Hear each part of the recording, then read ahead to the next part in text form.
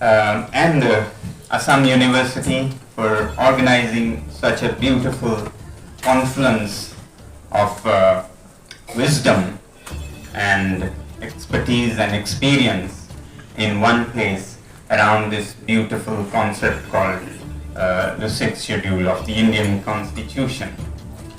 Thank you, the chairman, Shri Surya Rongpar,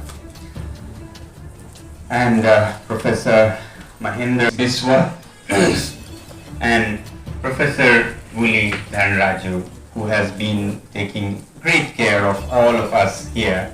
I want to thank you all, and I want to also introduce my team that we have come from Ladakh to learn from your experiences here, so that they can connect to you later during the day and tomorrow. I would like to acknowledge the presence of Sri Tsering Dorje ji. If you can stand up. Sri Tsering Dorje ji is the current co-chairperson of the apex body of Leh, which is heading the movement in Leh for the 4-point agendas, which includes 6th schedule for Ladakh as a very important point. And then he was also the chairman of a autonomous council that we have in Ladakh, the Leh Autonomous Hill Development Council, and he was also a cabinet minister in the Jammu and Kashmir government. So it would be very good from Ladakh, and he's the coordinator for the apex body, has been leading various student organizations.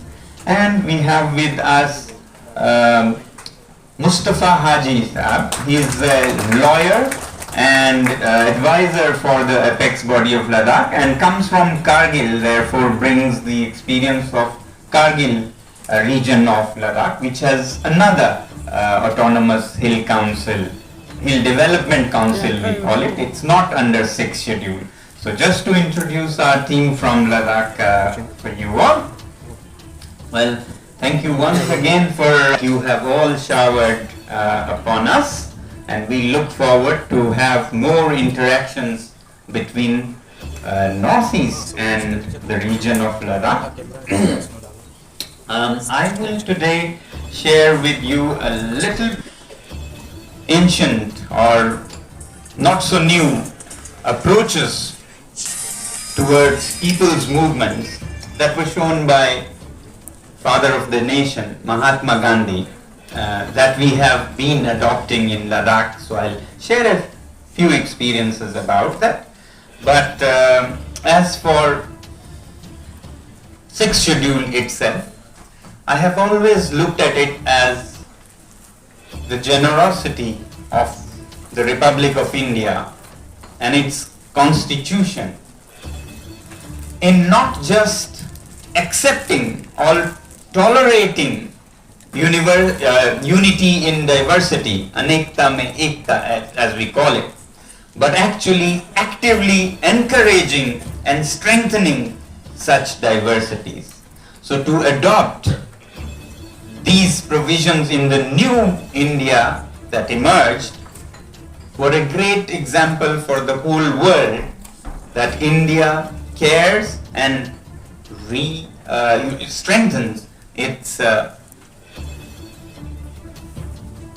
ethnicities in different parts of the nation, and therefore helps them not only survive but thrive. So I feel very few countries in the world have such progressive constitutions, barring few like Australia, New Zealand, Canada. Not many countries have such enlightened provisions in their constitutions. In fact, many countries want to end such diversities and trample on such ethnicities and their ancient cultures and the diversity that they bring. Our own neighbors, Pakistan had federally administered tribal areas, FATA they are called, but they come under the Frontier Crimes Regulation legal framework. So it's seen as crime regulation rather than something to thrive and flower in the diversity of the nation. Our neighbors again, Bangladesh, has something better, but I think very much taken from the example that India set, though late, after a lot of disputes and discords. The Chittagong Hill Tract got their CTA or Chittagong Hill Tract Accord in 1997, which are almost identical to what the 6 scheduled autonomous councils have. They have a concept of autonomous councils and the protection it will give to their land, forests and rights of the indigenous people. So although lots of disputes still remain there because not much of the accord has been fulfilled, but India stands out as a lighthouse that way for its diverse ethnicities with its 6 scheduled provision. Now its relevance to the world. I, as an environmentalist, got connected with the movement for demand of 6th schedule in Ladakh, not as much from the political perspective, which is what it is in a big way, to give rights, or even cultural perspective, which is to keep the diversity in traditional, customs and ways of life, which are all very beautiful. But more than that, I have connected to it as a great solution for ecologically sensitive zones of India, the Himalayas, and perhaps the world. I have always thought and said, you can look up my social media posts as we did our Padyatra recently. All along the way I was talking about how such provisions of our constitution that helps the indigenous tribal communities to make decisions about their own region, about their own affairs, is the only way you can protect the fragile ecologies in these very sensitive zones like Hindu Kush, Himalayas and Northeast. These are very fragile ecologies, and such provisions that strengthens the local people, local indigenous people in this case, can be a great help in maintaining these ecologies. Now, I was thinking as I was walking and making these posts about its importance so that people all over the nation and the world can understand the importance of such a provision that helps the indigenous people living in the Himalayas, and they in turn help protect the ecology that feeds the whole nation. Our water depends on Hindu Kush Himalayas. 2 billion people of the world, most of them in the northern part of India and southern China and Tibet, depend on these mountains and its glaciers and its fragile ecology for their water. That is 1/4 of the population of the world. And to keep it, the best stewards will be the local indigenous people who have kept it alive for thousands of years and who are so invested, as they'll be here for many centuries or millennia. So they have a direct stake in keeping the region thriving as compared to people who cannot connect to the local ecology here, who are sent on assignments of 2 to 3 years, like bureaucrats who come and manage, for example, Ladakh's affairs right now. There are no democratic fora in Ladakh, no assembly, councils, yes, but we have no lawmaking powers because it's not in 6th schedule. So therefore, it's all run by bureaucrats on 2 to 3 years assignments.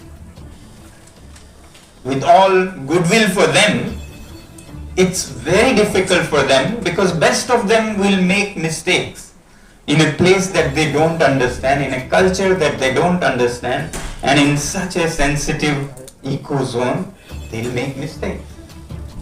And worst of them may enter into deals that the local people will suffer the consequences for many generations. Similarly, like bureaucrats, you may have corporates that enter. They may be for a longer period than 3 years, but that's a bigger problem because they will look at nothing but maximizing their profits. It's not, as I heard in the morning, that we use resources, you cannot use our resources. We use resources like birds on a tree. The tree doesn't die. Indigenous people, the way they use resources. But when a mechanized, organized, large multinational corporate comes, they suck the mountains of all it has for 10 to 15 years and then they throw it. The same use and throw culture that is invading our country coming from the west. So with this approach to Himalayas, we can't be arguing who's doing what because all of us are going to die. Our civilization is going to die when all the glaciers are melted. There won't be anything that you will see except in monsoon. And what you will see in monsoon will not be water, it will be floods that will further kill you if you're not already dead with the drought of the springtime. So that's what will become if we meddle too much with the Himalayan ecology and the cultures and the rights of the people who have taken stewardship of these Himalayas for millennia and hopefully for millennia to come. So that's how I have always connected to the 6th schedule. Many people ask me, you're talking about climate change, climate fast, ecology and environment. What does it have to do with 6th schedule? I'm sure our forefathers, when they instituted this provision in the Constitution of India, perhaps didn't think about ecology or climate change. They thought of the rights and the cultures. They were very generous for the times. Because they didn't have the problems that we have today, they didn't think of. But if you look at today, if you look at 2024 in the 21st century, what we used to back then call development, modernization, progress, is under a huge question mark, if not downright rejection. It's facing a kind of midlife crisis because that they have found the way is actually ending the whole planet where we are supposed to live. Not exactly the planet will go on, but our life on the planet. Today, the air is not worthy of breathing, the water we have is not worthy for our children to drink, this land you couldn't hardly touch in urban areas, industrial areas, and the imminent crisis that climate change will usher us in is just unthinkable. What all will happen from here now as we pay the price of what we call development and progress in the past centuries. So therefore today it's a very different world, and yet what our forefathers did 75 years ago, as Karbi Anglong celebrates, and I wanted to congratulate you all for that.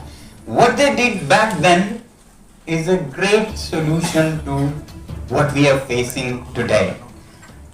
While I was thinking of this and was expressing through my writings and speeches, I felt very happy 2 weeks ago to see that the world has acknowledged the same in a huge way, parallelly, nothing that I have contributed to them.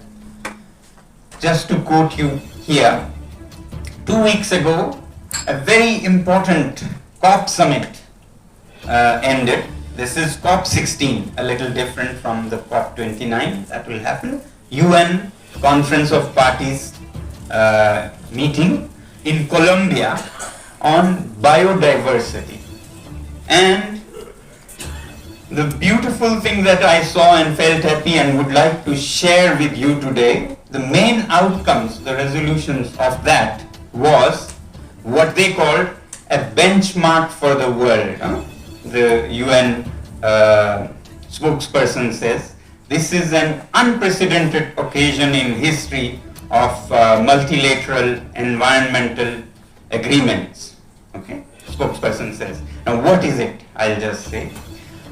Agreement was reached after lengthy debates and discussions at the close of COP 16, giving indigenous peoples, that is tribal peoples as we call in India, their communities recognition as the protagonists of biodiversity and conservation, while also deciding to create a subsidiary body for them under the Article 8J of the Convention.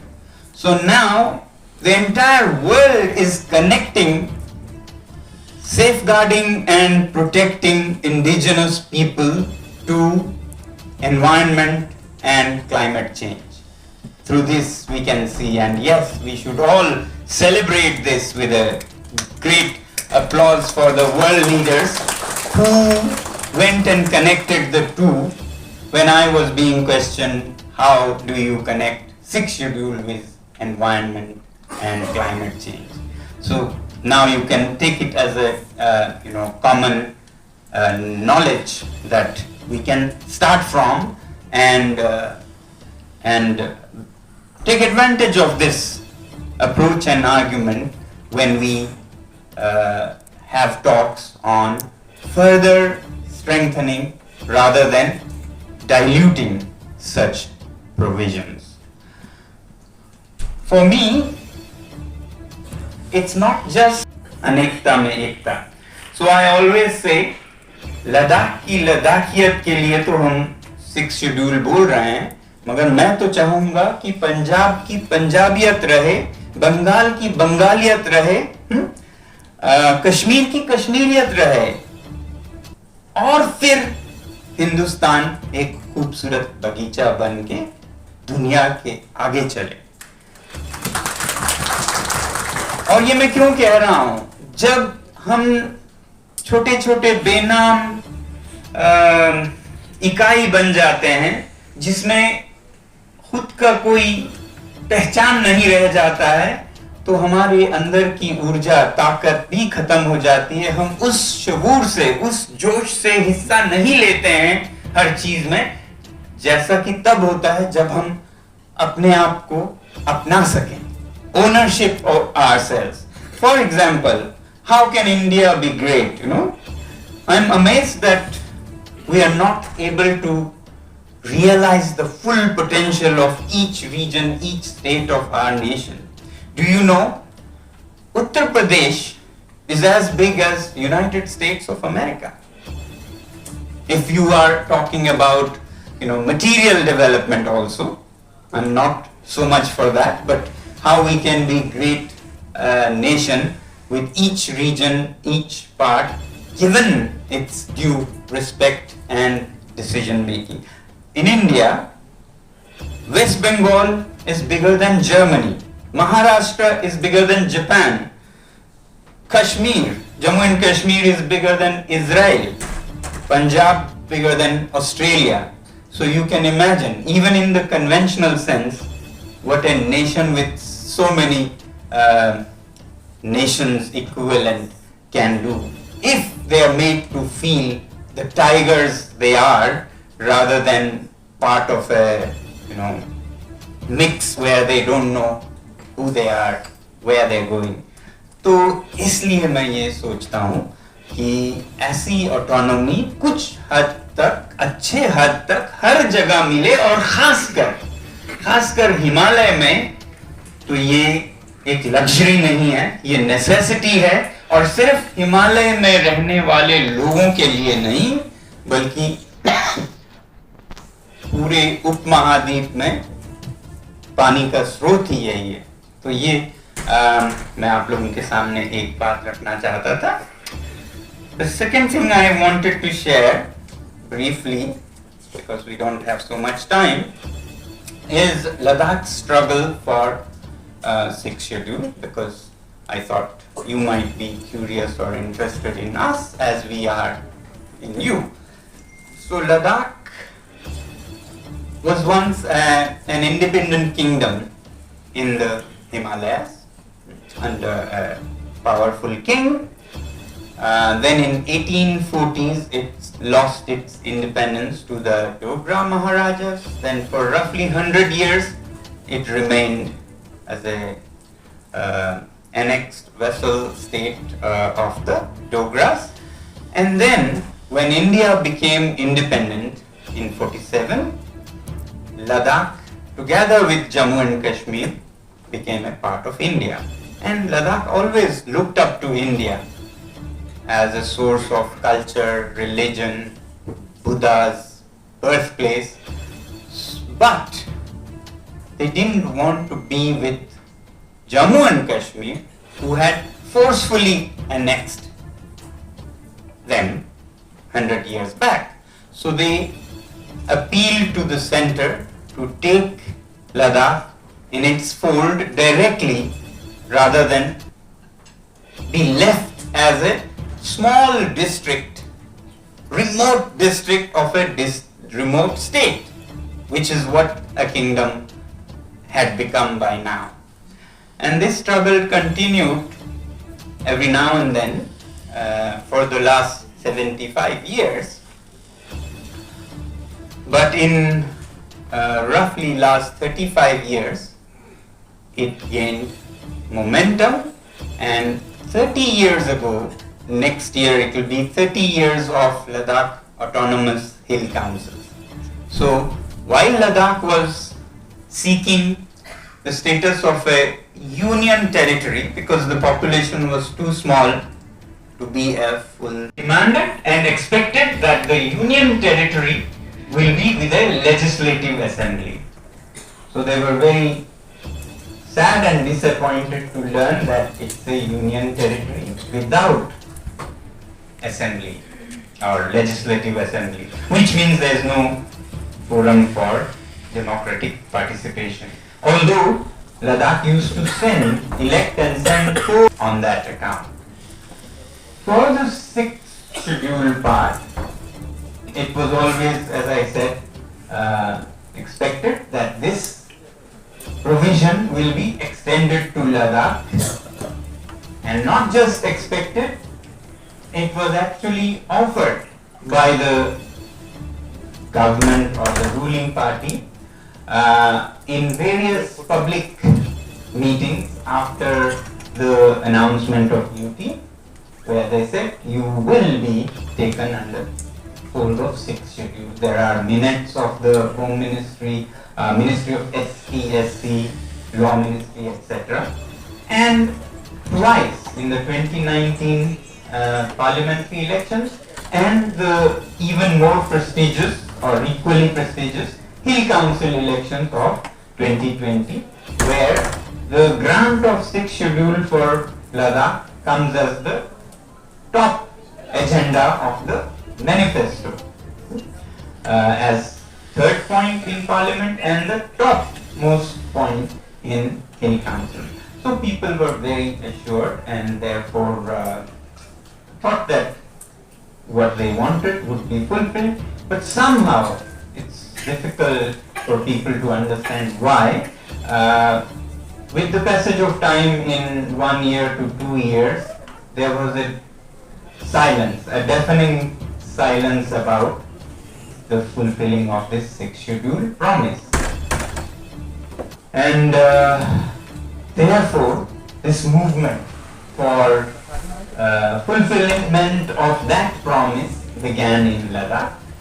And in that, there were various meetings with the Ministry of Home Affairs, some 10 meetings, but most of the time there was a lot of beating around the bush, dilly-dallying, and not much came out of it.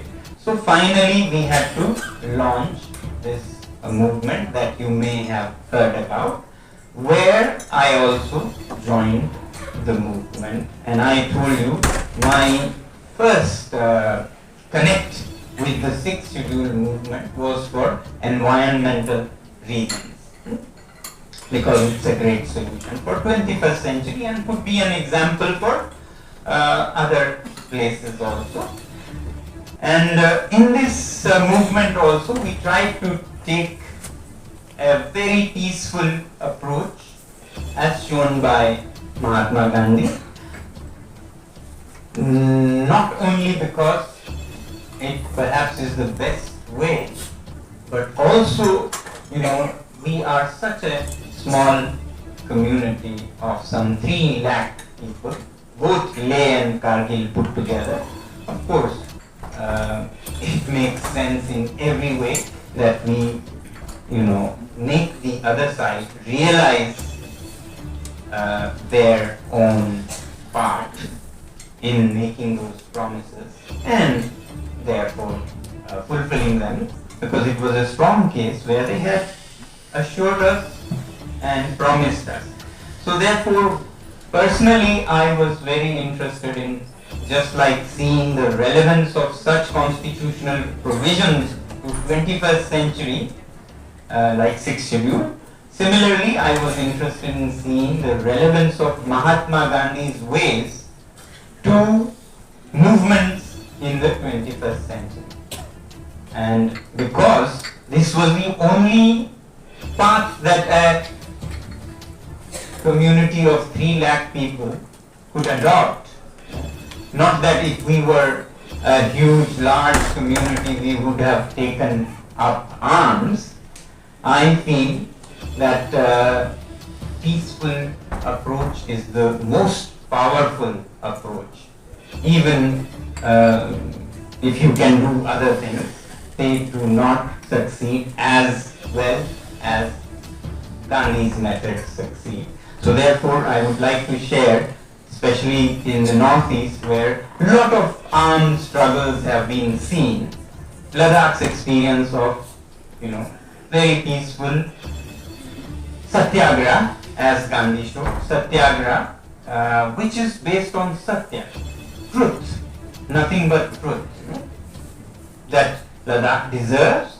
It was promised, these are the conditions, and it will only do the nation good. The satya about it, and walking the path of satya ourselves.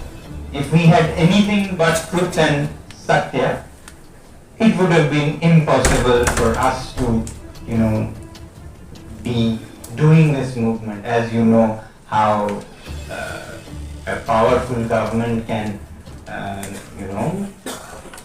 arm twist. If you have anything that could be used, if you are not on the path of Satya or truth, then you can see how many of the leaders and movements die because they have something that is a blemish on their own part. So Satya and Ahimsa, non-violence, this was Gandhi's Satyagraha.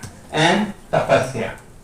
Tapasya is when you inflict pain but only on yourself, not on anybody else with a gun or stones or a lathi or whatever. When you inflict pain on yourself. These are the three foundations of Satyagraha. So we went on that path, and therefore we tried to appeal to the conscience of the government, of the parties that were involved, about how they must fulfill their promises.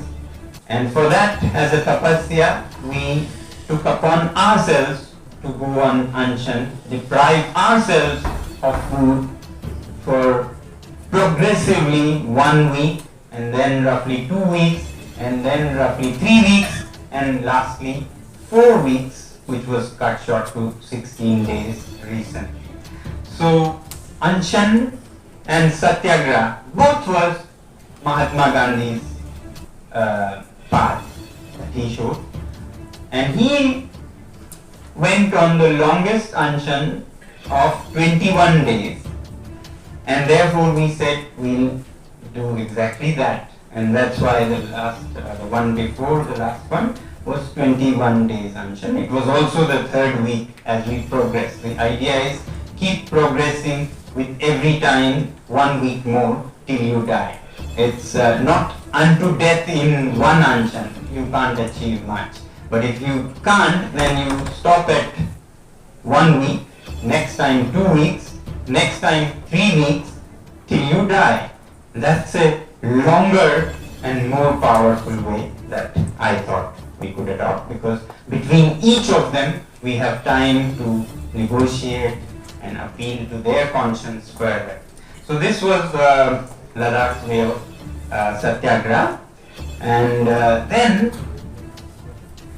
too many Anshans also can be not so appealing. So last we did was, before this Anshan, was a march, a Padyatra. And again, like Mahatma Gandhi did his Dandi march under civil disobedience from Ahmedabad to Dandi, Namak Satyagraha. Similarly, that was of 15 days.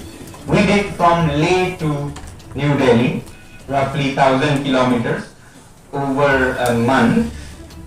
Roughly 150 people walked all the way to Delhi, and during that, thanks to social media now, we could communicate, educate, sensitize the people of the nation.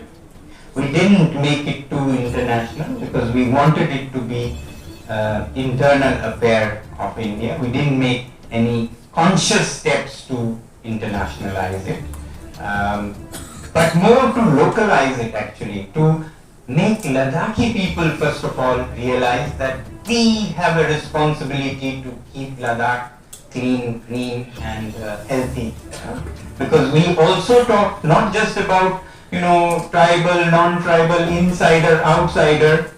One of the things I talk when I connect to Ladakhi people through my podcast is Ladakh ko Ladakhiyon se bhi bachana hai.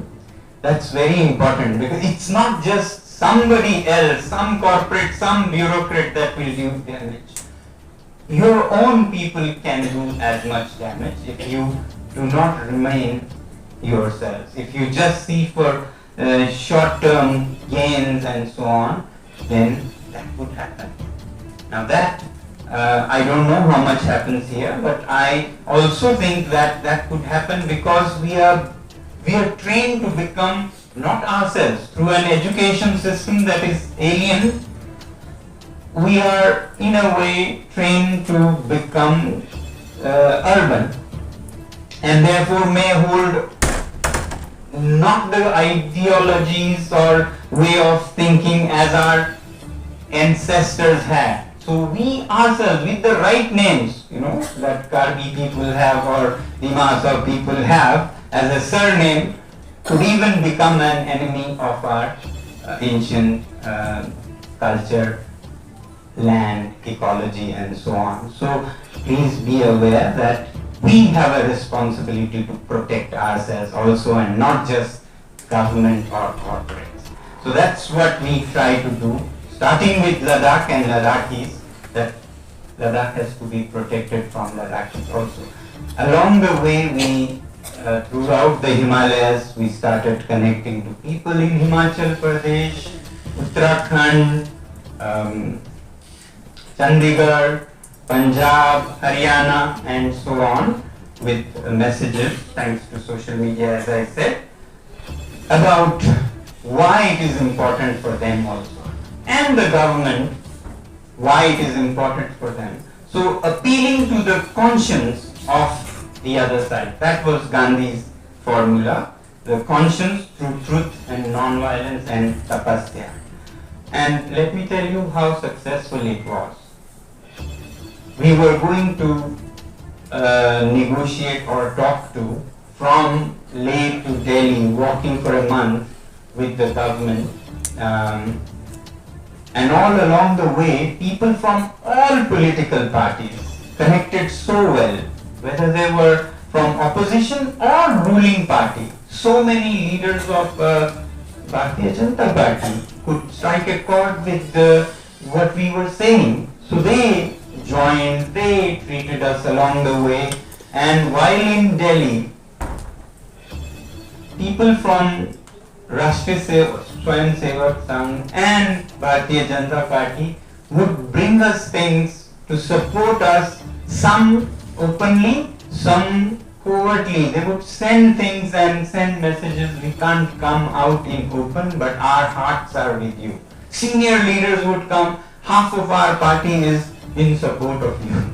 This could not have happened if we had adopted any other path than the path we adopted. So this is the strength of that path that Gandhi showed, and the relevance to 21st century that we saw. Otherwise, 3 lakh people, trying to assert something in front of a most powerful government in the world, I would say, would not have been possible if it was not the support of the whole nation. This was along the way. Then all over the nation, people started supporting and discussing and debating environmental issues, which was our educational agenda also, to sensitize people. All of that happened, and a lot of support came, and the government also agreed to resume the discussions with Ladakhi leaders, and